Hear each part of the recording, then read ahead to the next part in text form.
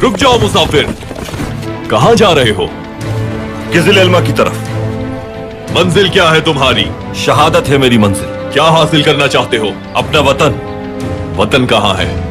पूरी दुनिया।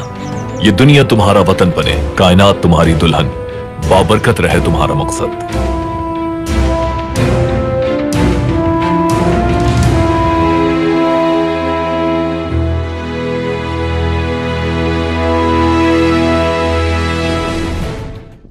किसी भी हुकूमत और सल्तनत को चलाने के लिए सिर्फ फ़ौज और सियासत की नहीं बल्कि खुफिया तंजीम की भी ज़रूरत होती है। इसलिए आज दुनिया का कोई भी मुल्क ऐसा नहीं जहां कोई खुफिया तंजीम या एजेंसी काम न कर रही हो।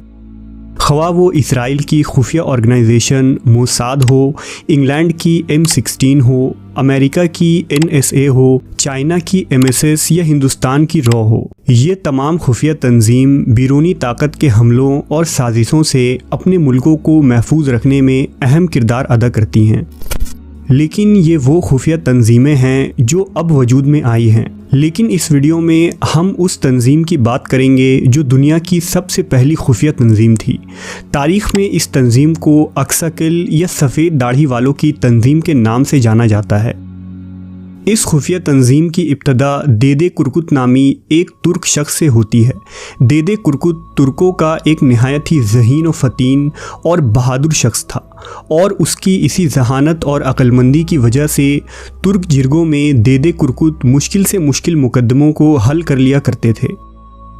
जिरगा दरअसल तुर्कों की रिवायती पंचायत या अदालत थी जिसमें कबाइल के बड़े बड़े सरदार और मुअज़्ज़िज़ बुज़ुर्ग इकट्ठा होकर किसी मसले पर बहस व मुबाहिसा किया करते थे और राय मशवरे से किसी भी मुकदमे को हल किया जाता था। बहरहाल देदे कुरकुत उस ज़माने में तुर्कों में बहुत मशहूर हुआ और उसका नाम अक्साकिल पड़ गया। अक्साकिल तुर्की में सफ़ेद दाढ़ी वाले मुअज़्ज़िज़ बुज़ुर्ग को कहा जाता है। तुर्क कौम के हर कबीले देदे कुरकुत की बहुत इज्जत और एहतराम किया करते थे। ये वो वक्त था जब अरब में इस्लाम की आमद का ज़माना करीब था और उसी वक्त तुर्कों में एक जरी और बहादुर शख्स उभर कर सामने आया जिसका नाम ओगोस खान था। ओगोस तुर्क दरअसल हज़रत नूह अलैहिस्सलाम के तीसरे बेटे याफिस की औलाद थे। ओगोस खान ने 40 तुर्क कबीलों को मुत्तहद करके अजीम गोक तुर्क हुकूमत की बुनियाद रखी और एशिया में नहायत ही वसी सल्तनत कायम की। बाज़ तारीख़ दां ओगोस खान की सल्तनत को दुनिया की वसी तरीन सल्तनत में शुमार करते हैं और ओगोस को वही बादशाह करार देते हैं जिसे कुरान मजीद में ज़ुल्क़रनैन कहकर पुकारा गया है। लिहाजा जब उसे खबर मिली कि अरब के सरजमीन में एक शख्स ने पैगंबर होने का दावा किया है और उनका नाम मोहम्मद सल्लल्लाहु अलैहि वसल्लम है तो उसने देदे कुरकुत को अपना सफ़ीर बनाकर अरब भेजा। लिहाजा देदे कुरकुत मक्का पहुँचे और हज़रत मोहम्मद सल्लल्लाहु अलैहि वसल्लम से मुलाकात की। वो हुजूर पर ईमान लाकर मुसलमान हो गए। आप कुछ अरसा हुजूर की खिदमत में ही रहे। नबी सल्लल्लाहु अलैहि वसल्लम ने देदे कुरकुत को कुस्तुनतुनिया की फ़तह की खुशखबरी देते हुए फरमाया कि तुम यानी तुर्क लोग यकीनन कुस्तुनतुनिया को फ़तह करोगे। जो लश्कर उसे फ़तह करेगा वो बेहतरीन लश्कर होगा और उस लश्कर का अमीर बेहतरीन अमीर होगा। देदे कुरकुत कुछ दिन तक मक्का में ही मुकीम रहे और दीन सीख कर वापस अपने वतन लौट गए। वतन पहुंचकर देदे कुरकुत ने ओगोस खान को भी इस्लाम की दावत दी, लिहाजा वो भी मुसलमान हो गया। देदे कुरकुत ने ओगोस खान को उस अजीम पेशन गोई के बारे में भी बताया जो नबी सल्लल्लाहु अलैहि वसल्लम ने उन्हें दी थी। लिहाजा ओगोस खान ने कुस्तुनतुनिया को फ़तह करने की इस पेशन गोई को अपने दीनी फ़र्ज़ और रिवायत का हिस्सा बना लिया। यहीं से अक्साकिल या सफ़ेद दाढ़ी वाले खुफिया तंजीम की इब्तदा होती है। ओगोस खान के हुक्म से देदे कुरकुत ने साल 608 ईस्वी में इस तंजीम की बुनियाद रखी। इस तंजीम का मकसद कुस्तुनतुनिया को फ़तह करना, पूरी ज़मीन पर अल्लाह की हुकूमत को कायम करना, एक मजबूत इस्लामी रियासत का क़याम करना और तुर्कों को मजबूत करके पूरी दुनिया के मुसलमानों को तुर्कों के कमान में लाना था।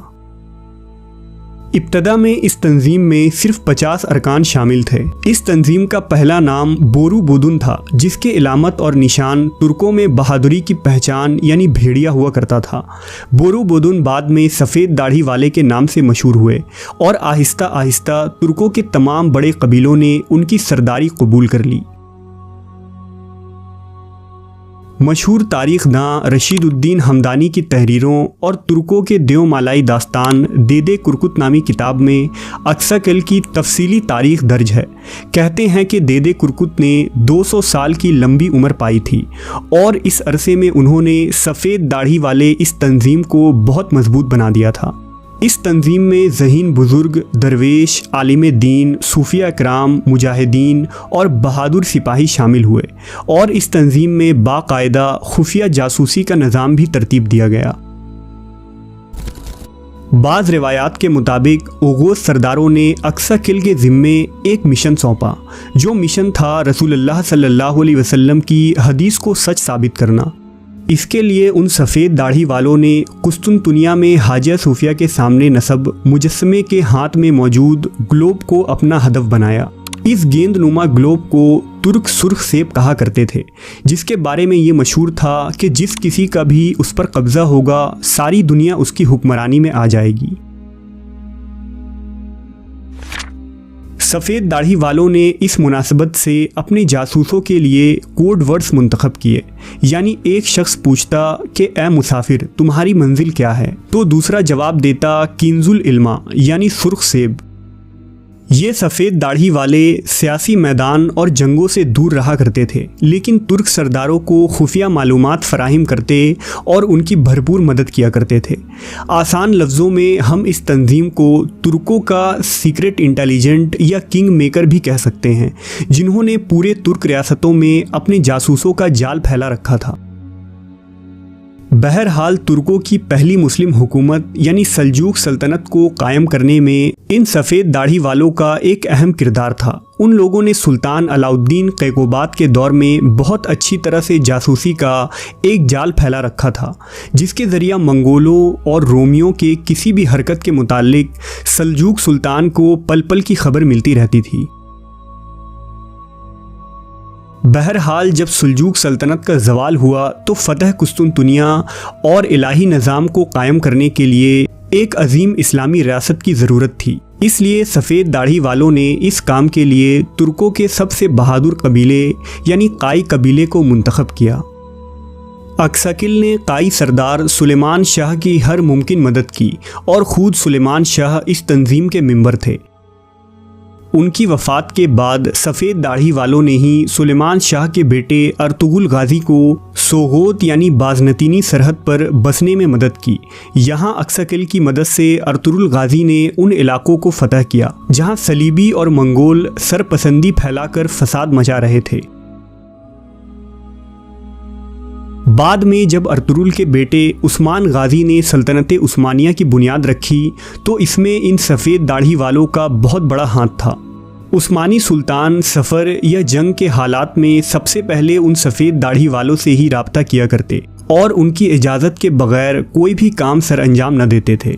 ये तंजीम उस्मानी हुकूमत के दौर में बज़ाहिर गोशा नशी थी, यानी ये लोग दूसरों से अलग थलग और गायब रहते थे, लेकिन उनकी निगाहें तुर्क और मुस्लिम दुनिया पर होती थी और नबी सल्लल्लाहु अलैहि वसल्लम की हदीस मुबारका जो कुस्तुनतुनिया के मुताल्लिक थी उसे सच साबित करना ही उनका असल मकसद था।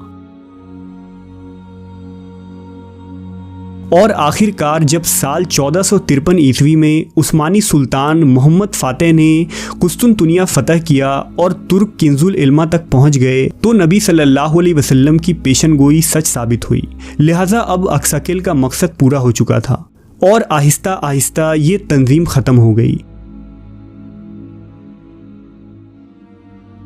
फ़तह कुस्तुनतुनिया के बाद इस खुफिया तंजीम का ख़ात्मा हो गया, लेकिन सुल्तान अब्दुल हमीद सानी ने 19वीं सदी में दोबारा सफ़ेद दाढ़ी वालों के तर्ज पर एक खुफिया तंजीम बनाने की कोशिश की थी, मगर अरब हुक्मरानों की साजिशों और यूरोपी ताकतों के दबाव की वजह से यूरोप का ये मर्द बीमार इसमें कामयाब न हो सका और आखिरकार अजीम उस्मानी सल्तनत का भी ख़ात्मा हो गया।